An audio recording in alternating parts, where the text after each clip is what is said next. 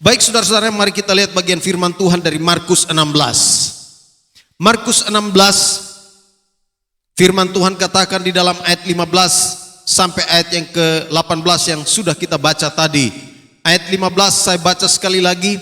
Lalu ia berkata kepada mereka, pergilah ke seluruh dunia, beritakanlah Injil kepada segala makhluk. Ayat 16, siapa yang percaya dan dibaptis akan diselamatkan, tetapi siapa yang tidak percaya akan dihukum.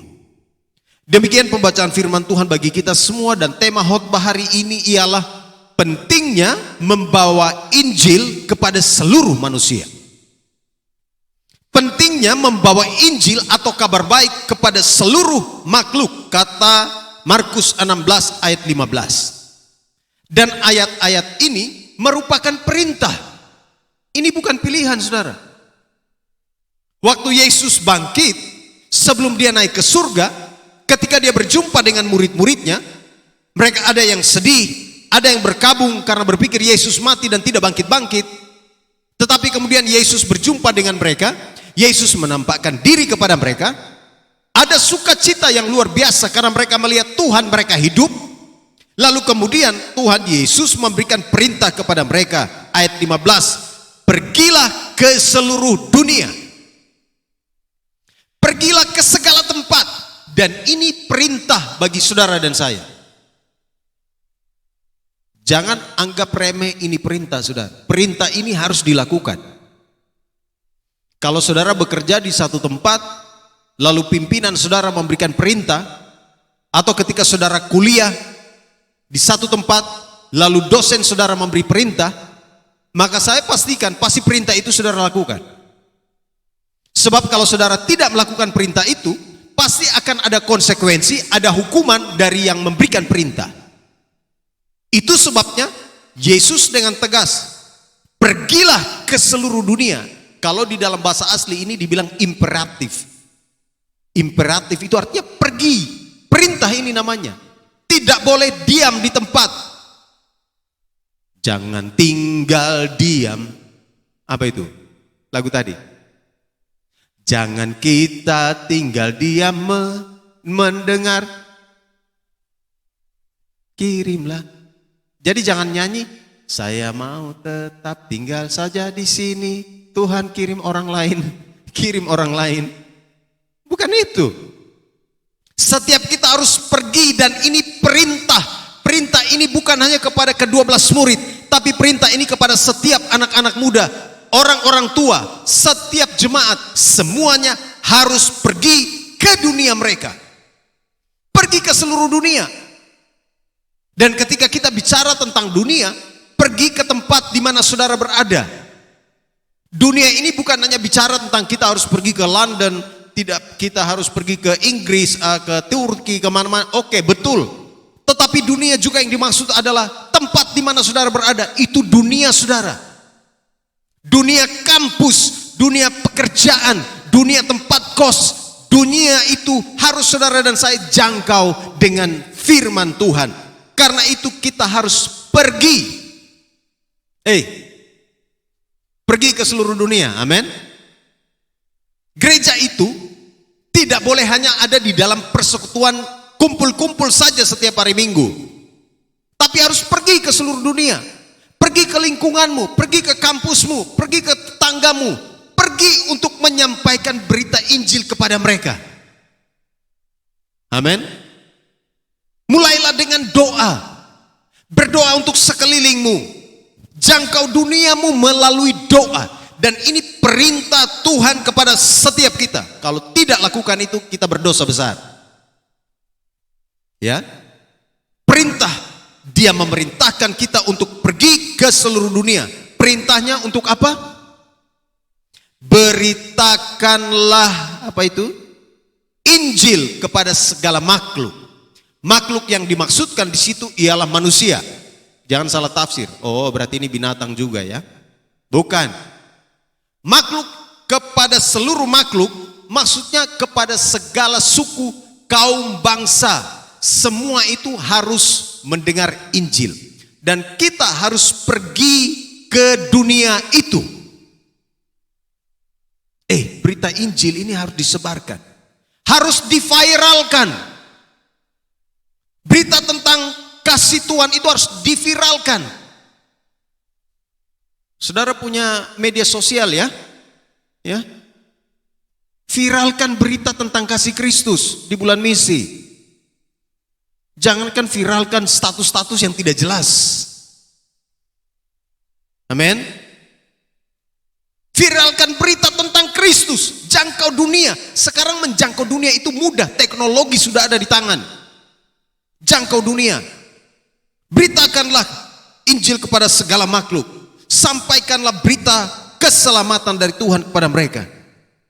Yesus mau agar kita semua pergi, dan ini perintah, tidak ada pilihan. No choice. Oke? Memberitakan Injil, menjadi saksi itu pilihan atau perintah? Pilihan atau perintah kalau pakai ayat ini? Perintah. Karena itu pergilah. Jadikanlah semua bangsa murid. Berapa banyak kita yang dalam minggu ini berjumpa dengan orang, seperti yang saya bilang kemarin, yang mendoakan orang, berjumpa dengan seseorang lalu berdoa, Tuhan kau jamah dia, Tuhan kiranya belas kasihanmu nyata buat dia. Adakah yang dalam minggu ini berdoa untuk orang-orang yang kita jumpai? Ada? Amin. Saudara, Tuhan mau agar kita punya hati mengasihi jiwa-jiwa yang terhilang. Amin. Kita harus pergi, dan itu perlu pengorbanan. Pergi itu perlu pengorbanan dan komitmen. Perlu berkorban waktu, perlu berkorban tenaga, mungkin perlu berkorban harta juga. Dan kita harus pergi untuk memberitakan Injil. Ini mandat agung, perintah yang Tuhan berikan kepada kita sebelum dia meninggalkan kita. Ini orang selalu bilang wasiat agung. Biasanya kalau ada orang mau mati, ini konteksnya sedikit beda. Biasanya kalau ada orang mau mati atau orang tua kita kah, sudah saat-saat terakhir kita pingin ketemu sebelum dia pergi kan, biasanya. Ya kan? Kita pingin sebelum dia pergi putus nafas. Kalau dia masih sadar, kita masih bisa ngobrol dengan dia dan kita mau tahu dia ngomong apa. Dan biasanya orang tua memberikan pesan, nanti jangan kamu begini ya, jangan kamu begini ya, kasih nasihat begini, begini, begini. Tidak lama kemudian dia meninggal. Biasanya nasihat atau wasiat yang dia kasih, itu kita ingat dan kita pegang teguh, bukan? Biasanya seperti itu. Lihat, nanti banyak cerita di dalam Alkitab. Ketika Yakub sebelum dia meninggal, dia panggil anak-anaknya, bahkan ada cucunya juga yang dia panggil, dan kemudian dia mengucapkan berkat untuk mereka. Perkataan-perkataan berkat yang diucapkan itu diaminkan, dan kalau kita lihat keturunan Yakub, luar biasa sekali, berkat-berkat itu terjadi dalam hidup mereka. Ketika Tuhan Yesus naik ke surga, dia berbicara, memberikan perintah supaya murid-muridnya pergi ke seluruh dunia dan memberitakan Injil. Saudara, alasannya kalau ini perintah, apa pentingnya sih alasannya mengapa kita harus pergi untuk memberitakan Injil? Ini penting sekali kah sampai Tuhan Yesus memerintahkan setiap orang percaya untuk pergi? Jawabannya pasti penting sekali. Dan kalau itu penting, pasti ada alasan yang kuat mengapa kita harus pergi. Nanti saudara lihat coba Roma 1. Saya ajak kita lihat Roma 1 ayat yang ke-16. Ada alasan pentingnya mengapa kita harus pergi untuk membawa Injil kepada seluruh manusia, kepada segala makhluk. Roma pasal 1, saudara lihat ayat 16. Saya baca untuk kita Roma 1 ayat 16, sebab aku mempunyai keyakinan yang kokoh dalam Injil, karena Injil adalah kekuatan Allah yang menyelamatkan setiap orang yang percaya, pertama-tama orang Yahudi, tetapi juga orang Yunani. Saya ulang ya, sebab aku mempunyai keyakinan yang kokoh dalam Injil, Karena Injil adalah kekuatan Allah yang menyelamatkan setiap orang yang percaya, pertama-tama orang Yahudi tetapi juga orang Yunani.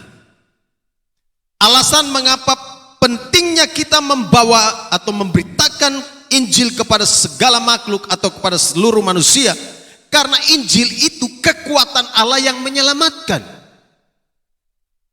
Maka Yesus perintahkan murid-murid, pergi beritakan Injil ke segala makhluk. Mengapa? Karena Injil itu adalah kekuatan Allah yang menyelamatkan.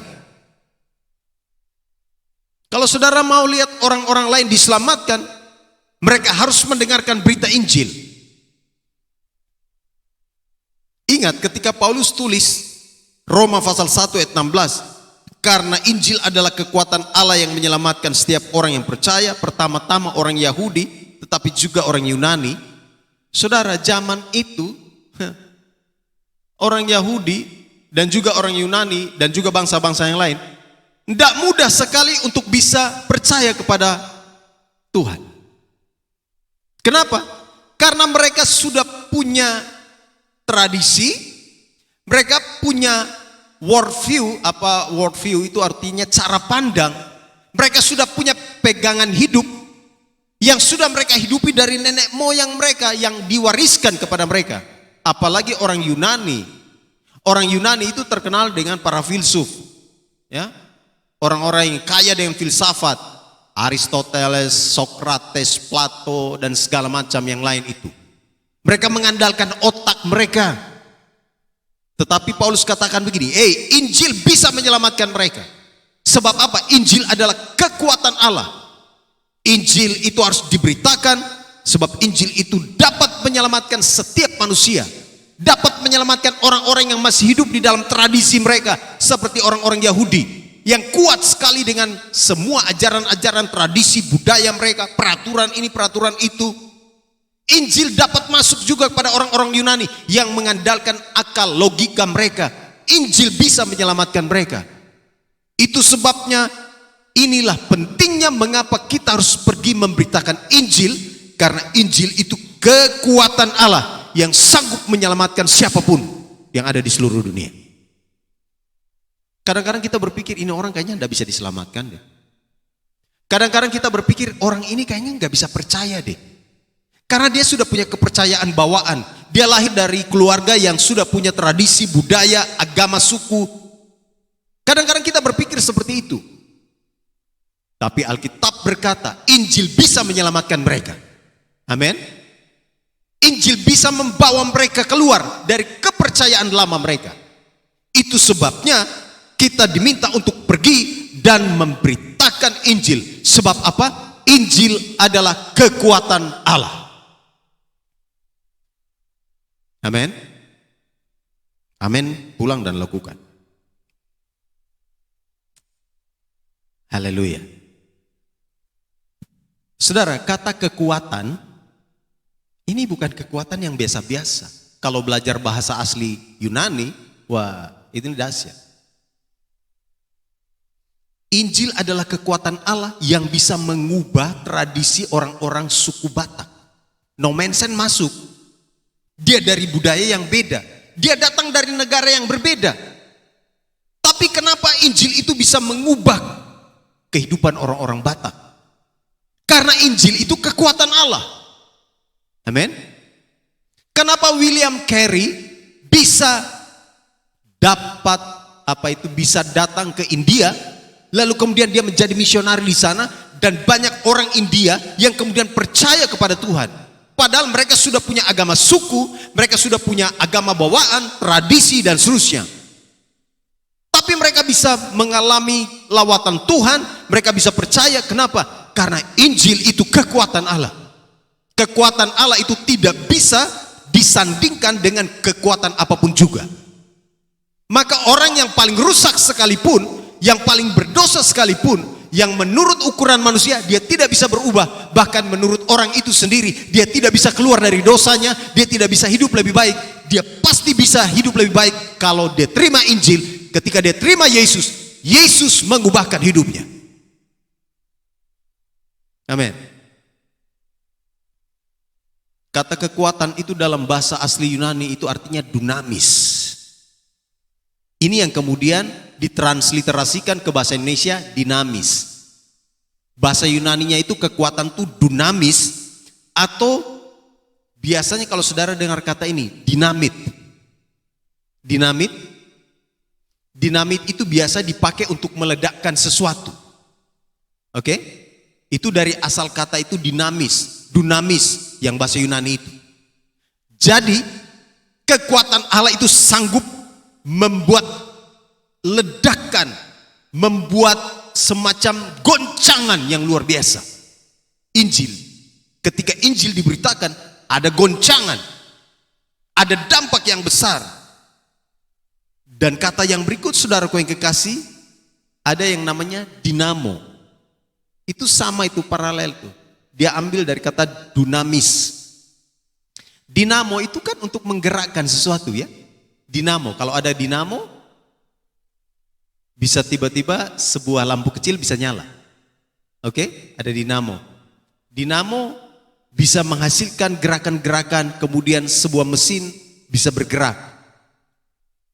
Injil adalah kekuatan Allah yang sanggup menggerakkan apa yang tidak bisa digerakkan oleh siapapun. Injil bisa menggerakkan hati orang yang pertama tidak tertarik untuk datang kepada Tuhan. Tapi ketika Injil diberitakan, hati orang itu bisa digerakkan. Kenapa? Karena kekuatan Allah dalam Injil itu yang akan menggerakkan dia. Amin. Maka kenapa Tuhan bilang begini, pergi dan beritakan Injil? Karena Injil itu kekuatan Allah. Injil itu dunamis yang punya daya, apa itu, daya ledak, daya goncang yang sangat hebat sekali. Dan kita harus pergi untuk memberitakan Injil. Lihat perjanjian lama. Waktu manusia pertama jatuh ke dalam dosa, kekuatan iblis mengakibatkan mereka keluar, diusir atau terbuang dari Taman Eden. Mereka diusir. Dosa mempunyai kekuatan untuk mengusir orang, untuk membawa orang semakin jauh daripada Tuhan. Itu kekuatan dosa. Tetapi kekuatan Allah, saudaraku yang kekasih, yang kalau kita pakai Roma tadi, kekuatan Allah itu punya daya, kemampuan untuk membawa orang masuk ke dalam taman Firdaus yang kalau kita sebut itu surga. Maka saudara perhatikan, ingat ya, saya sedikit sampaikan ini supaya saudara ngerti. Manusia pertama itu diusir keluar dari taman. Oke? Karena mereka buat dosa, diusir keluar dari taman. Keluar kamu, keluar kamu. Tetapi ketika Yesus datang, Yesus yang adalah Logos, Firman, Injil, Evangelion, kabar baik itu, Yesus datang ke dalam dunia. Yesus kemudian menarik orang untuk kembali datang kepada Bapa. Dan mereka dilayakkan untuk masuk di dalam persekutuan bersama dengan Tuhan Yesus. Masuk dalam persekutuan di dalam kerajaan sorga. Itu sebabnya kalau saudara baca Lukas 23 ayat 42 sampai 43, waktu Yesus ada di salib, kan ada dua penyamun itu ya. Ada yang satu di sebelah kiri, satu di sebelah kanan. Lalu ada salah seorang yang kemudian ketika temannya itu mulai ngomong yang macam-macam, temannya bilang begini, yang satu bilang gini, sudah jangan kamu ngomong begitulah. Kita ini yang seharusnya menanggung hukuman. Yesus itu sebenarnya tidak menanggung hukuman, dia tidak bersalah. Lalu kemudian yang orang ini, penyamun yang satu tadi yang ngomong begitu, dia katakan begini. Ayat 2 Lukas 23 ayat 42 sampai 43. Lalu ia berkata, Yesus, ingatlah akan aku apabila engkau datang sebagai raja. Ini dalam posisi ketika dia sedang tergantung di kayu salib. Oke? Kata Yesus kepadanya, aku berkata kepadamu, hari ini juga engkau akan ada bersama-sama dengan aku di dalam Firdaus. Ketika orang itu berjumpa dengan Yesus, penyamun yang berjumpa dengan Yesus, ketika dia membuka hatinya di atas kayu salib itu, sementara dia tergantung di sana bersama dengan Tuhan Yesus, lalu dia katakan begini, begini, Tuhan, ingatlah akan aku apabila engkau datang sebagai raja. Dia bilang, Tuhan, nanti kalau kapan-kapan engkau datang sebagai raja, tidak tahu berapa lama lagi engkau akan datang sebagai raja, ingat saya ya, tolong ingat saya, bawa saya masuk di dalam kerajaanmu. Tuhan Yesus bilang, tidak tunggu besok, tidak tunggu 1 jam lagi, hari ini juga engkau ada bersama-sama dengan aku di dalam Firdaus. Kekuatan Allah itu menarik orang yang ada di dalam dosa, di dalam kegelapan. Kekuatan Allah itu menarik mereka untuk masuk kembali ke dalam surga, ke dalam taman Firdaus Allah.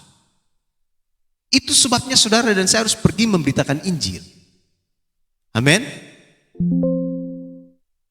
Kalau ada saudara, keluarga, teman, sahabat yang belum kenal Tuhan Yesus, saya mau katakan begini, darahnya tertanggung atas kamu dan saya. Kalau tiap hari saudara jalan dengan orang itu, tiap hari saudara ketemu dengan dia, lalu saudara tidak menyampaikan berita Injil sedikit pun kepada dia, maka darahnya tertanggung atas kamu.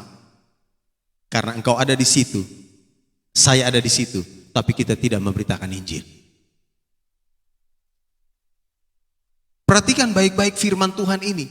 Yesus bilang, ketika orang itu bilang, Tuhan ingatlah aku apabila engkau datang sebagai raja. Yesus tidak bilang, memang kau brengsek. Yesus tidak bilang, memang kau penjahat. Ngapain sih buang-buang waktu urus kamu? Masing-masing kita lagi sakit ini, masing-masing kita lagi tergantung ini, semua kita lagi ada di salib ini. Yesus tidak bilang, gua mau pikir diri gua sendiri, bahasa anak muda, bahasa kerennya kayak gitu. Yesus tidak bilang begitu. Semua mereka sedang mengalami rasa sakit, tapi Yesus bilang, oke, hari ini juga engkau ada bersama-sama dengan aku di Firdaus. Yesus meresponi itu. Yesus kemudian berbicara dengan dia. Dan saya pastikan bahwa ketika Yesus berbicara, dia berbicara tentang Injil kepada orang itu. Bicara tentang kabar baik kepada orang yang sedang tergantung itu. Dan Yesus katakan, hari ini juga engkau akan ada bersama dengan aku di Firdaus. Itu sebabnya kita harus memberitakan Injil. Karena Injil itu adalah kekuatan Allah yang mampu membawa orang keluar dari dosanya, keluar dari penghukuman, masuk ke dalam kerajaan sorga. Makanya kalau saudara lihat Kolose pasal 1 ayat 13, coba saudara lihat bagian firman Tuhan ini. Kolose pasal 1 ayat yang ke-13, firman Tuhan katakan demikian. Ia telah melepaskan kita dari kuasa kegelapan. Ingat ya, kuasa kegelapan itu punya kuasa juga. Kegelapan, setan itu punya kuasa. Tetapi ia telah melepaskan kita dari kuasa kegelapan dan memindahkan kita ke dalam kerajaan anaknya yang kekasih. Di dalam dia kita memiliki penebusan kita, yaitu pengampunan dosa. Injil adalah kekuatan Allah yang mampu melepaskan siapapun dari kuasa kegelapan, yang mampu membebaskan orang-orang yang sedang terikat oleh dosa, yang mampu memindahkan orang-orang yang ada di dalam kegelapan kepada kerajaan terang. Dan itu Injil. Injil itu bicara tentang kabar baik bahwa Yesus Kristus telah datang ke dalam dunia untuk menebus manusia berdosa. Itulah Injil. Injil itulah yang harus kita beritakan. Karena Injil adalah kekuatan Allah. Amin. Saudara, bulan misi ini ambil waktu untuk memberitakan Injil. Kalau saudara bermain media sosial, beritakan Injil. Kalau saudara main-main di TikTok, goyang-goyang sedikit, ayat firman Tuhan lah keluar dari situ. Amin. Kalau saudara main-main di Instagram, di story kah, atau di mana, di Facebook kah, taruh berita Injil. Sebab saudara dan saya diperintahkan untuk memberitakan Injil. Yang ketemu pasien, ya Tuhan Yesus tolong ya, Tuhan Yesus kasih kekuatannya. Ngomong-ngomong yang sederhana kayak gitu.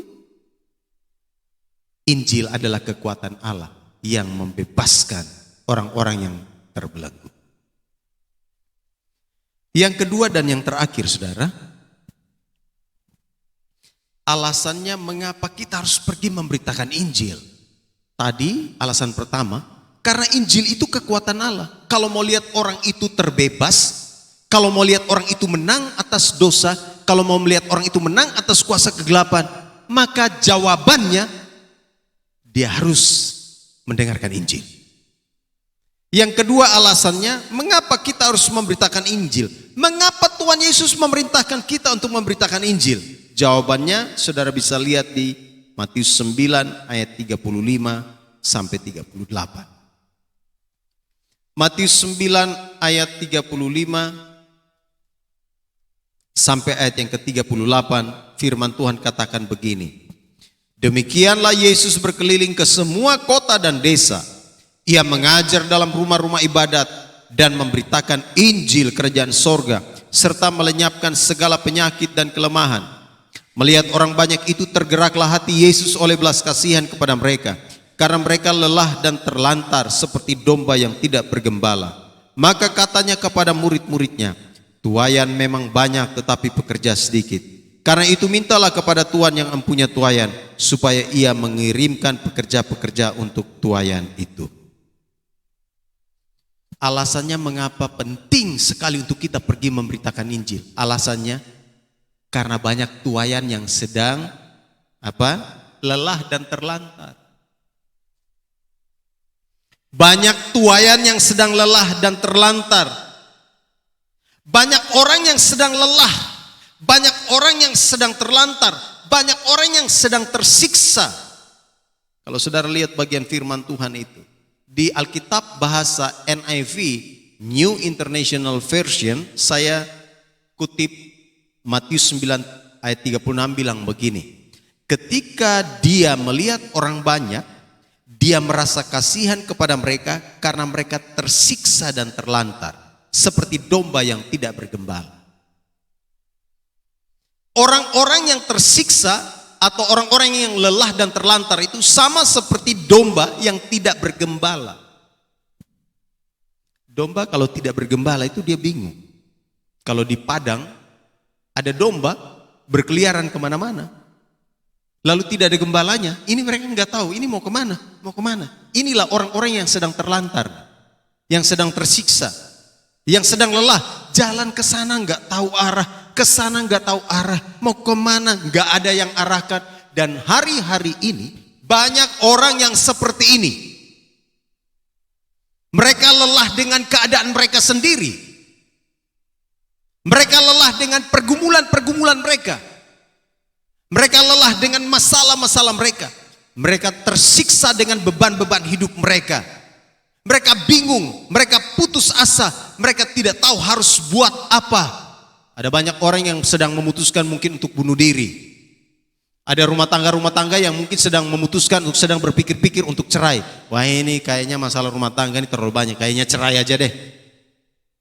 Ada juga mungkin orang-orang yang sedang bergumul dengan keluarga, dengan orang tua. Kalau begini, lihat berita-berita di televisi. Ada anak yang kepahitan dengan ibunya, bapaknya, dia bunuh ayah dan ibunya. Banyak orang yang terlantar. Banyak orang yang sedang tersiksa. Banyak orang yang sedang punya masalah. Dan mereka tidak tahu jawabannya itu seperti apa. Maka kita harus pergi untuk memberitakan Injil kepada mereka. Karena di dalam Injil mereka akan menemukan jalan keluar. Amin. Itu sebabnya Yesus itu berkeliling ke semua kota dan desa. Dia masuk juga ke rumah-rumah ibadat. Ada orang juga di dalam rumah ibadat sedang punya masalah yang tidak tahu jalan keluarnya, dan Yesus datang ke sana untuk menolong mereka. Maka ada orang juga yang bilang beribadah, tapi kadang-kadang dia juga stres ketika menghadapi masalah, bukan? Tapi saya yakin kalau dia punya Yesus, dia tahu jalan keluarnya.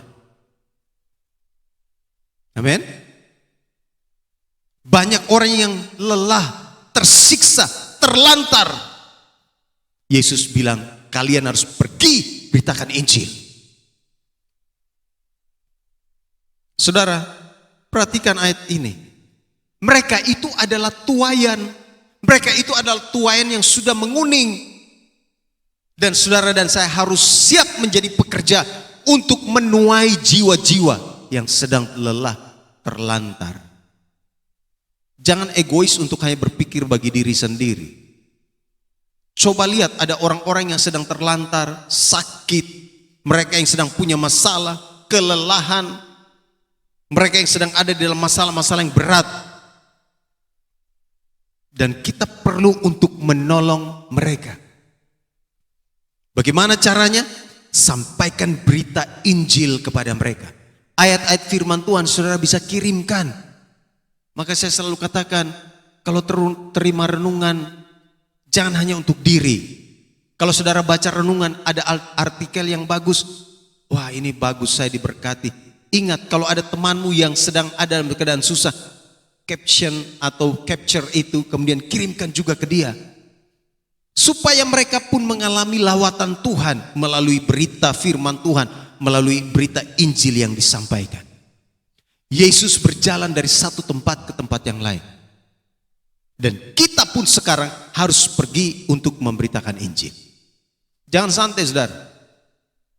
Waktu saudara dipanggil oleh Tuhan, nanti dia tidak tanya, kau bangun bisnis, omsetmu sekarang berapa? Dia enggak tanya tuh. Dia tidak tanya, kamu punya dana di rekening itu masih sisa berapa? Waktu kita dipanggil, Tuhan tidak bilang, oke, kau ada tinggalkan account bank berapa? Enggak. Dia tidak akan tanya itu. Dia akan bertanya, apakah engkau sudah melakukan perintahku? Perintah untuk apa? Satu perintah Tuhan ketika dia terangkat ke surga. Pergilah, beritakanlah Injil kepada segala makhluk. Sudah ada jiwa-jiwa yang engkau sampaikan Injil atau tidak? Kalau tidak, setiap kita akan berdiri di hadapannya dan mempertanggungjawabkan semua waktu hidup yang dia percayakan kepada kita. Itu sebabnya Yesus saja Tuhan, tapi dia berkeliling dari satu desa ke desa yang lain, saudara. Dia berkeliling dari kota ke kota, dia masuk ke rumah-rumah ibadat, dia ada di pasar, dia ada di jalan-jalan, dia berjumpa dengan pemungut cukai, dia berjumpa dengan pelacur, dia berjumpa dengan siapapun. Dan ketika dia berjumpa, dia melihat mereka adalah orang-orang yang terlantar, orang-orang yang sedang sakit, dan dia memberitakan Injil kepada mereka.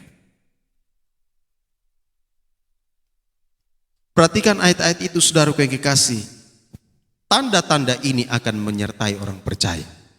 Markus tadi.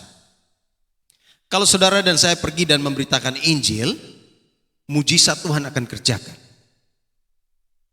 Mujizat itu terjadi ketika saudara dan saya menjadi saksi Kristus. Maka di dalam Markus 16 ayat yang ke-17, lihat ayat 15 dan ayat 16 itu perintah untuk pergi. Lalu ayat 17, tanda-tanda ini akan menyertai orang-orang yang percaya. Orang-orang percaya yang mana? Yang duduk diam di gereja saja? Yang duduk diam di tempat kos nggak ngapa-ngapain?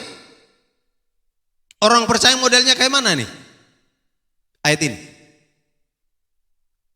Tanda-tanda ini akan menyertai orang percaya. Orang percaya yang menjadi saksi, yang pergi memberitakan Injil. Baru tanda-tanda ini, mujizat-mujizat ini terjadi dalam hidup mereka.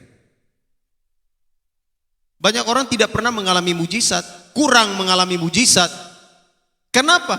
Karena mereka kadang-kadang hanya hidup bagi diri sendiri, egois, pikir diri. Pantas saja kamu gak mengalami mujizat. Yesus katakan tanda-tanda ini akan menyertai orang-orang percaya. Mereka akan mengusir setan-setan demi namaku. Luar biasa ya.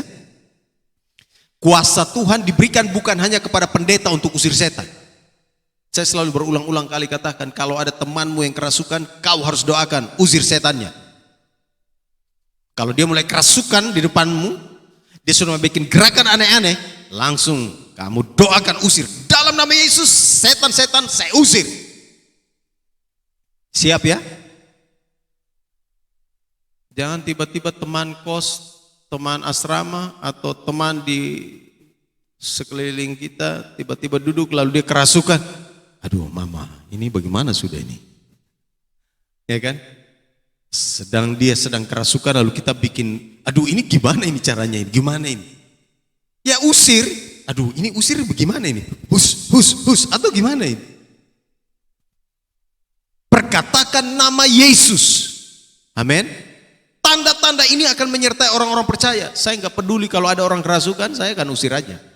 Saya yakin pasti dia keluar karena nama Yesus berkuasa. Injil adalah kekuatan Allah yang membebaskan orang. Maka kalau doakan orang yang kerasukan, jangan ragu, jangan bingung, jangan pikir, ini setan keluar tidak ya? Pasti dia keluar. Kenapa? Injil itu kekuatan Allah yang membebaskan. Nama Yesus itu berkuasa. Karena itu saudara dan saya harus usir setan-setan. Tanda-tanda ini menyertai. Ini garansinya bagi setiap kita yang pergi untuk memberitakan Injil. Saya diundang, satu kali lagi saya diundang di satu pabrik saudara. Pabrik eksportir coklat. Lalu kemudian pemilik pabrik itu sudah stres. Kenapa? Karena setiap saat ada karyawannya tuh yang meninggal. Pabriknya begitu luas, lalu karyawannya selalu ada yang mati. Lalu setelah saya cek, ternyata mereka selalu ada ritual di situ, di mana ada waktu-waktu khusus, ada orang-orang pintar yang meminta untuk mereka potong kepala kambing untuk taruh di situ, untuk memberi makan kepada roh-roh yang ada di situ.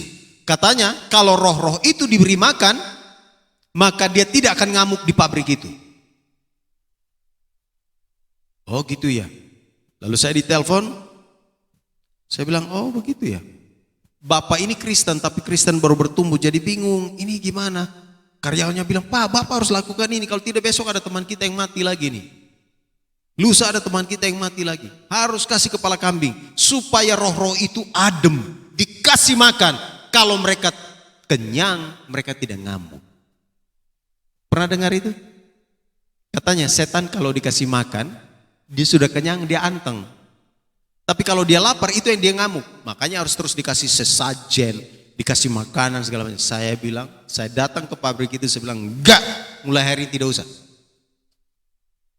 Aduh Pak, nanti bagaimana? Enggak usah. Tidak akan terjadi lagi. Tidak akan ada kematian lagi bagi karyawan yang kerja sementara dia kerja di sini. Saya jelaskan firman Tuhan kepada mereka. Lalu waktu untuk mereka mau potong kambing lagi sudah tidak jadi karena bosnya bilang enggak, kita enggak pakai kambing-kambing lagi. Kita pakai doa saja. Kita ibadah di pabrik ini, kita doakan. Lalu puji Tuhan, sejak saat itu tidak ada lagi karyawannya yang mati seperti yang sudah-sudah. Bayangkan saja saudara, mereka ditipu oleh kuasa kegelapan, katanya supaya setan tidak ngamuk, kasih makan dia kepala kambing atau kepala sapi, lalu kita akan panggil mereka, baca-baca kalimat-kalimat ini, panggil roh-roh jahat yang ada di sekeliling kompleks pabrik ini untuk makan ini. Saya bilang justru kalian undang lebih banyak lagi ini. Banyak orang yang sedang ditipu oleh kuasa kegelapan. Mereka yang lelah, terlantar, tersiksa, mereka nggak tahu bagaimana jalan keluar. Saudara dan saya diminta untuk pergi memberitakan Injil. Jangan ragu.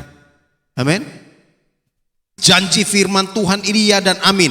Mereka memegang ular, ini bahasa kiasan ya. Tapi yang dimaksudkan di sini pegang ular dan minum racun maut, ini bicara tentang ketika mereka berhadapan dengan sesuatu yang membahayakan, itu tidak akan membahayakan mereka. Saudara, ini yang saya mau katakan buat kita semua bahwa ketika kita pergi pelayanan misi, jangan takut. Pergi memberitakan Injil, jangan takut. Saudara, ini penting sekali. Pegang janji Tuhan itu jangan setengah-setengah. Amin. Aminnya lama sekali. Amin. Karena itu janji Tuhan ya dan amin. Kamu akan pegang ular, minum racun maut, dan mereka tidak mendapat celaka. Tidak akan celaka saudara. Karena itu saudaraku yang kekasih, saya mau katakan begini, janji firman Tuhan ya dan amin. Karena itu pergi beritakan Injil. Sebab apa? Ada banyak orang yang sedang tersiksa, mereka tidak tahu jalan, mereka tidak tahu kemana mereka harus pergi, keselamatan mereka seperti apa, bagaimana mereka menghadapi masalah, solusinya seperti apa, banyak yang tidak tahu. Dan Yesus berkeliling dari desa ke desa, kota ke kota, dia masuk ke rumah-rumah ibadat, memberitakan Injil. Kenapa? Karena banyak tuayan yang sedang tersiksa dan terlantar. Kita pun harus pergi untuk memberitakan Injil. Amin.